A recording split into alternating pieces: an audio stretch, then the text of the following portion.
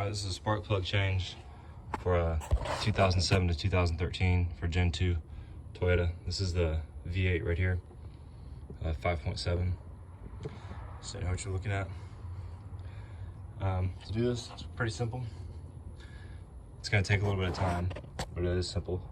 So to start, you've got 1, 2, I've got that one removed, 3, and then 4 on each side. So to start, take out these right here. It's 10 millimeter. Just unscrew those from all the cylinders on both sides. On the other side, you've got one right here. It's kind of hard to see. Right in here. 2, 3. Oh, sorry.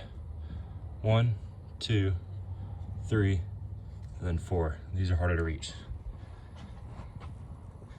So anyway, start by taking out one of these on each of the coils.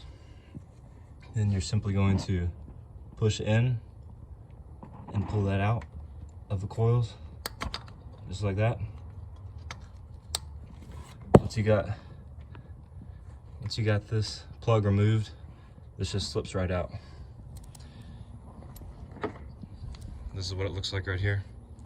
It's got a gasket material right here. So you're just gonna pull that out, and that'll give you access to spark plug, which is gonna be down in there. To get to it, probably gonna want an extension on the end of a 5/8 spark plug puller. So get that down in there with a wrench, pull it out. If you don't have a magnet on the end of it, then you're gonna need to get a reach magnet. Just to demonstrate how far down this goes.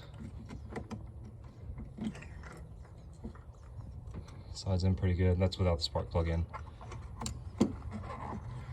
Anyway, so you're gonna pull it out, spark plug out, new one, slip it in there, get this down in there, get it hand tight.